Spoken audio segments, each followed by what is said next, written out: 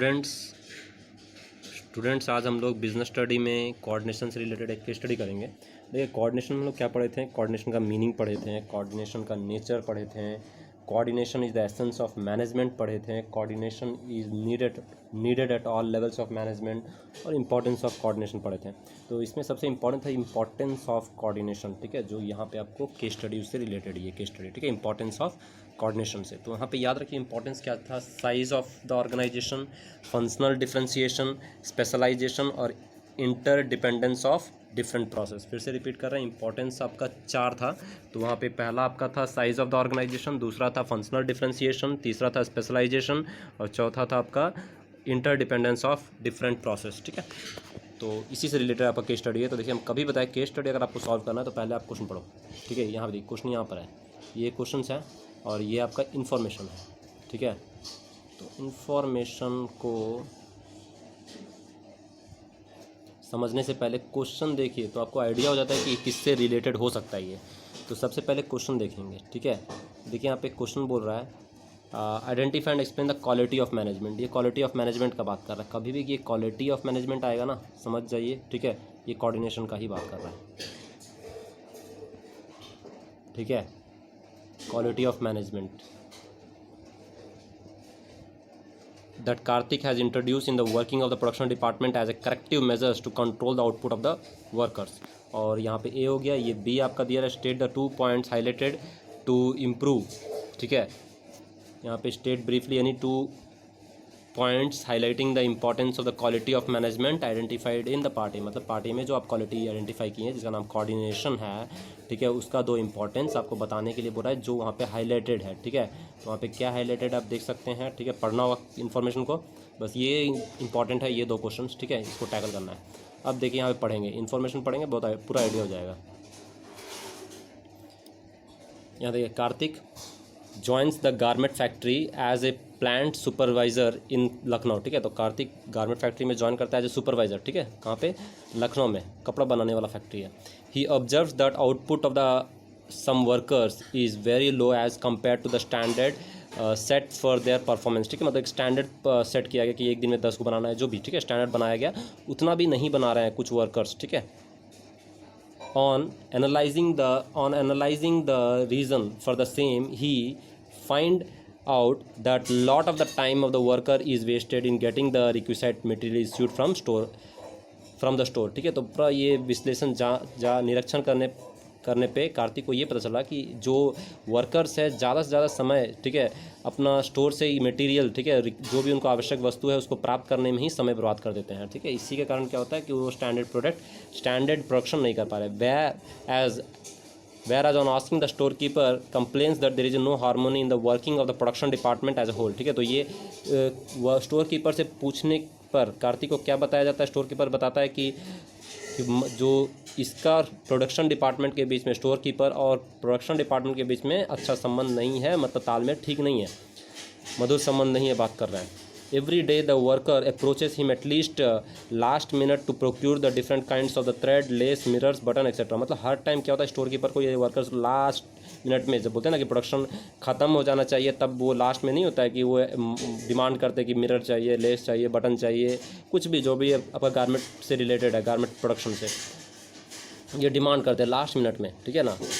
If it is not available in the store then he has to place an order with the purchase officer. अगर store keeper के पास ये वस्तु उपलब्ध नहीं रहता है तो उसको ऑर्डर करना पड़ता है परचेस ऑफिसर से। As a result a lot of time of the worker is wasted. इसी कारण क्या होता है, समय बहुत ज़्यादा वेस्ट हो रहा है। So in order to integrate the various production activity hence forth, Kartik ensures that the store keeper is inform well 3 days in advance about the requisite material. तो ये प्रॉब्लम को हटाने के लिए कार्तिक एक फैसला लेता है कि अगर आपको किसी तरह का मटेरियल चाहिए स्टोर कीपर से तो 3 दिन पहले आपको बताएं, ताकि वो एक दिन, मतलब सुबह ही, जिस दिन आपको चाहिए उस दिन सुबह वो उपलब्ध उसके पास रहे। कॉन्सिक्वेंटली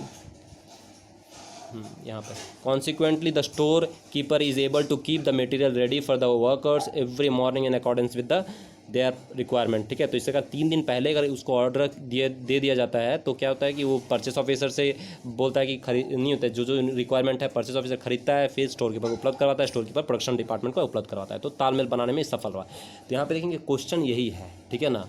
पूरा पढ़ें। देखिए क्वेश्चन इसी बीच में आ गया, इसी में जो हम लोग पढ़े कि कार्तिक एक प्रॉब्लम का सॉल्यूशन करता है, तालमेल बैठाने में काम करता है, जो प्रोडक्शन और परचेस के बीच में और स्टोर कीपर जो भी लोग के बीच में तालमेल नहीं था वो तालमेल बैठा देता है। So identify the explain the quality of management that Kartik has introduce in the working of the production department as a corrective measure to control the output of the workers. ठीक है, तो कौन सा मेजर ये लिया? कोऑर्डिनेशन लिया। ठीक है ना, कोऑर्डिनेशन बैठाया, तालमेल बैठाया, तो इसका आंसर है कोऑर्डिनेशन।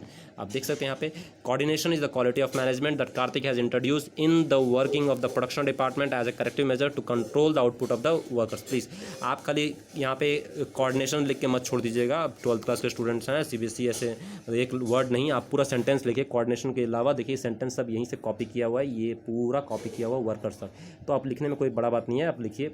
ठीक है, coordination is the quality of management that Karthik has introduced in the working of the production department as a corrective measures to control the output of the workers। ठीक है, अब ये देखते हैं B, state any 2 points highlighted in the importance of the quality। ठीक है, यहाँ पे 4 इंपॉर्टेंस हम बताएं आपको, बोले क्या बोले? State any 2 points highlighting the importance of the quality of management identified in the part A। Part A में जो आपने क्वालिटी ऑफ मैनेजमेंट आइडेंटिफाई किया उसका 2 इंपॉर्टेंस जो यहाँ पे हाईलाइट हो रहा है उसको आपको लिखने बोल रहा है। तो यहाँ पे देखिए कौन सा क्वालिटी ऑफ मैनेजमेंट हाईलाइट किया था क्वेश्चन ए में? कोऑर्डिनेशन। ठीक है ना, कोऑर्डिनेशन का देखिए कोऑर्डिनेशन का क्या चाहिए यहाँ पे 2 इंपॉर्टेंस हाईलाइट किया गया, तो हम बताए 4 इंपॉर्टेंस होता है। ठीक है, 4 इंपॉर्टेंस क्या है? Size of the organisation, functional differentiation, third specialisation और इंटरडिपेंडेंस ऑफ डिफरेंट प्रोसेस। ठीक है, तो यहाँ पे देखिए साइज में ये बताया गया था कि अगर लोग ज़्यादा होंगे तो कोऑर्डिनेशन चाहिए, फंक्शनल डिफरेंशिएशन में डिपार्टमेंट के बीच में कोऑर्डिनेशन चाहिए, स्पेशलाइजेशन एक्सपर्ट्स और क्या बोलते हैं कि लोग का मतलब एक्सपर्ट्स का जो ऑब्जेक्टिव होता है इंडिविजुअल ऑब्जेक्टिव और ऑर्गेनाइजेशन ऑब्जेक्टिव के बीच में कोऑर्डिनेशन होना चाहिए, और इंटरडिपेंडेंस ऑफ डिफरेंट प्रोसेस, एक एक्टिविटी को पूरा करने के लिए कई प्रोसेस लगते हैं, तो सभी प्रोसेस के बीच में कोऑर्डिनेशन होना चाहिए। तो यहाँ पे देखिए साइज ऑफ द ऑर्गेनाइजेशन का बात कर रहा है। ठीक है, साइज ऑफ द ऑर्गेनाइजेशन का पहला इंपॉर्टेंट, क्योंकि देखिए यहाँ पे लोग ज़्यादा होना तो यहाँ क्लियर हो गया, वर्कर्स हैं, फिर शॉपकीपर का बात किया गया, कार्तिक खुद है, फिर आपका परचेस ऑफिसर है, तो यहाँ पे लोग ज़्यादा है। साइज ऑफ द ऑर्गेनाइजेशन पहला इंपॉर्टेंस क्या है? Size of the organisation. ठीक है, देखते हैं पहला है कि नहीं साइज ऑफ द ऑर्गेनाइजेशन। यहाँ देखिए आप, ठीक है, यहाँ पे देखेंगे ग्रोथ इन द साइज या साइज ऑफ द ऑर्गेनाइजेशन जो आपको लिखना है। ठीक है ना, यहाँ पे ग्रोथ इन द साइज बोल सकते हैं या साइज ऑफ द ऑर्गेनाइजेशन जो हमने पढ़ाया, तो ये आप पॉइंट लिख दीजिए, उसको एक्सप्लेन करना है। ठीक है ना, आप एक्सप्लेन करेंगे। और दूसरा जो है आपका फंक्शनल डिफरेंशिएशन, ये कहाँ से है? डिपार्टमेंट्स का बात किए, प्रोडक्शन डिपार्टमेंट, परचेस डिपार्टमेंट, तो ये फंक्शनल डिफरेंशिएशन है। 2 इंपॉर्टेंट जो यहाँ पे हाईलाइट हुआ वो आपका ग्रोथ इन साइज या बोल सकते हैं साइज ऑफ द ऑर्गेनाइजेशन, और दूसरा आपका है फंक्शनल डिफरेंशिएशन जहाँ पे डिपार्टमेंट का कोऑर्डिनेशन का बात किए। तो आप इसको सिर्फ पॉइंट लिख के छोड़िएगा, मतलब पॉइंट लिखेंगे, इसके अलावा एक्सप्लेन करेंगे, तो ये 4 से 5 मार्क्स का एग्जाम में आता है। ठीक है, तो आप करेंगे। ओके स्टूडेंट्स, इसको बनाएंगे, केस स्टडी को बनाएंगे, 2 बार 3 बार वीडियो देखेंगे, समझेंगे, किस तरह का डाउट हो प्लीज़ संपर्क करें। ठीक है, ओके, थैंक यू स्टूडेंट्स।